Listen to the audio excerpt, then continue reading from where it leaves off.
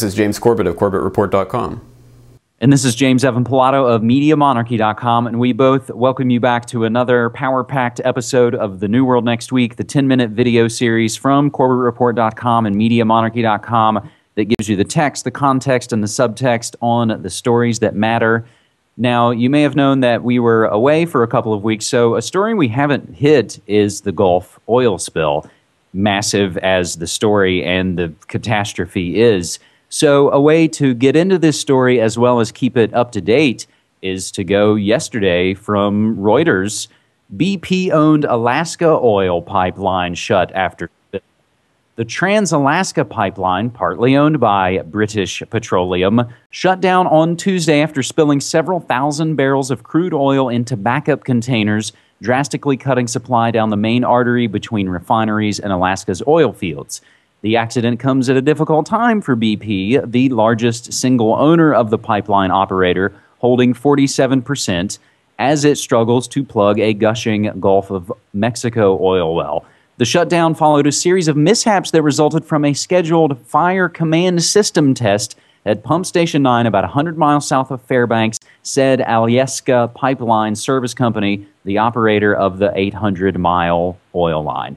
Now, this is a story that I've been going over quite a bit on the previous weeks of the Media Monarchy radio show, so we'll have linked up here for you in the show notes for this new episode all of the other Gulf oil updates, and it, of course, runs the gamut, like, of course, the oil spill first responders getting sick, and just like 9/11 being told they don't need any safety gear. We've got possible criminal negligence. We've got the Coast Guard threatening CBS News crews. We've got the media ignoring Goldman Sachs connections to the Corexit chemical dispersant that they've been spraying. We've got eugenicist Ted Turner suggesting the Gulf oil spill could be God's work. And it gets uglier and uglier when we discovered that there were drills going on immediately preceding the explosion. It happened on April 20th, one of the seemingly high, holy, occult days where events seem to take place. We have some of the dock workers being coerced into signing confidentiality hush agreements that they won't talk about anything.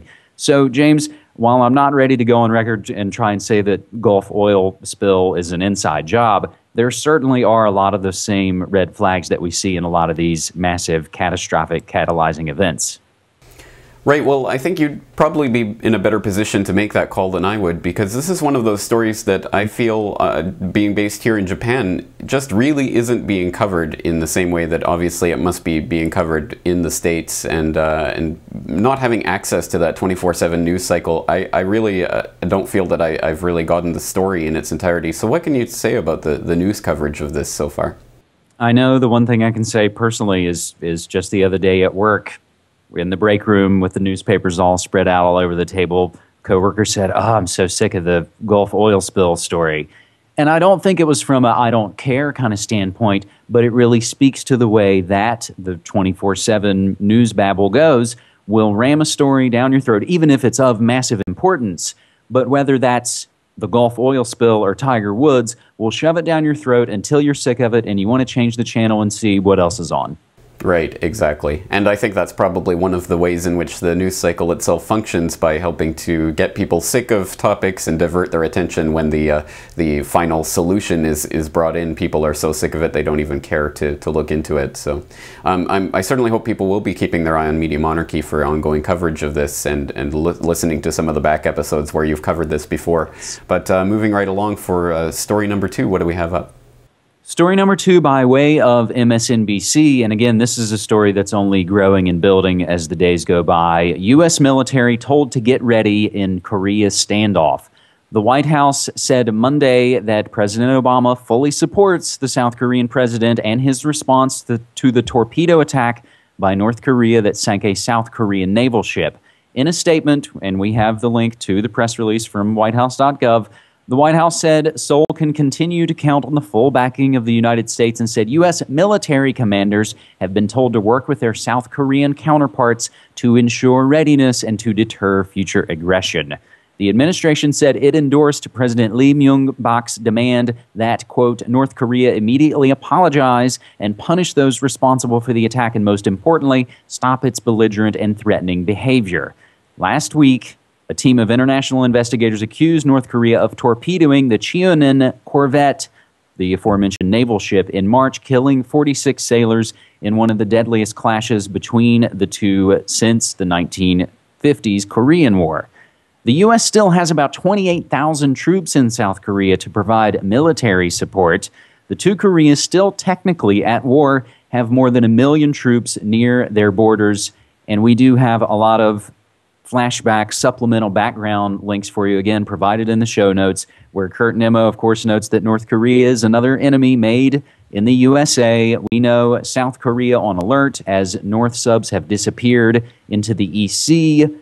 We have Hillary, the Secretary of State, threat-aganding, fear-mongering, running around North Korea, severing all ties with the South. And we do have something from a writer on gowans.wordpress.com bringing up, James, something that we have discussed, and that specter is there, and that is a Gulf of Tonkin incident. Right. Well, that's what we have to be at least thinking about in this case, because we obviously know that the globalists love to pull staged events out of their hat, and especially love to do it at sea, which obviously is where false flag, the name itself, comes from, a ship running the flag of its enemy.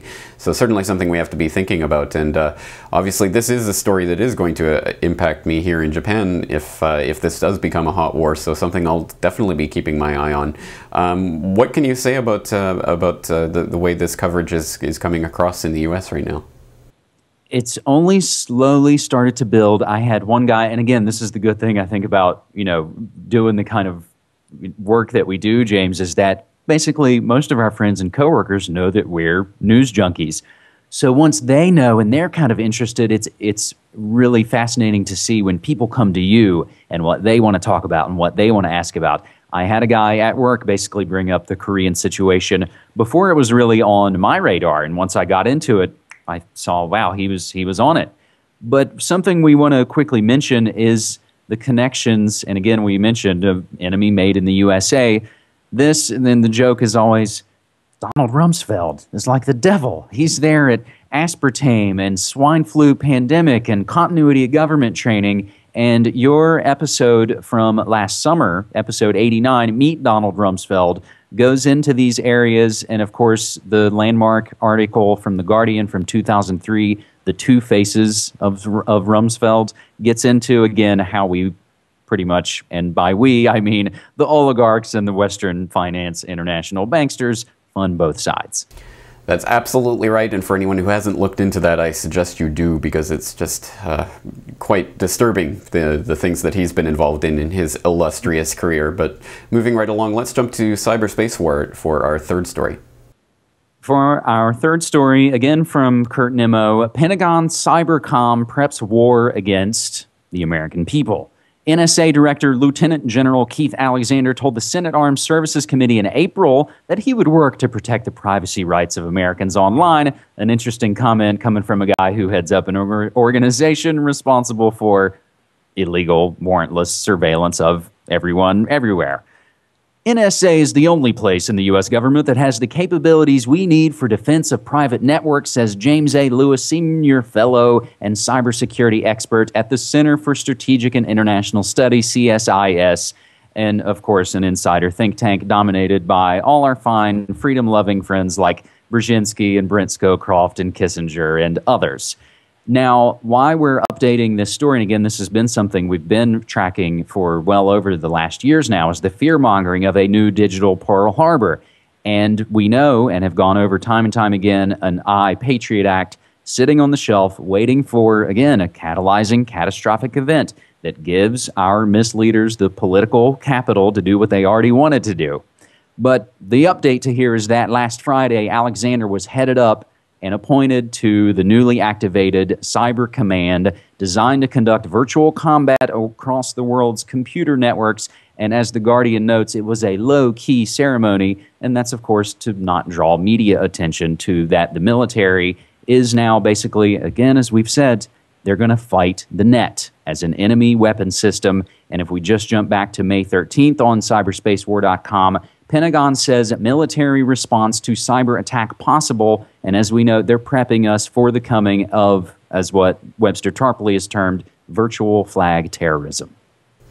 That's exactly right, and just another piece of this puzzle, it turns out that Lieutenant General Keith Alexander just happens to be a Bilderberg attendee. Surprise, surprise. So absolutely, the same old Shadow Masters are lining their ducks in a row, and I cannot stress how important the virtual flag terrorism whole paradigm is becoming, and that's why Cyberspace War is so important. And on the note of Bilderberg 2010, as we speak, I just had an interview with Daniel Eschelin, and he has got the leaked agenda for this year's Bilderberg, so please stay tuned to CorbettReport.com this weekend for more on that and my forthcoming episode of the podcast, which will be about Bilderberg 2010.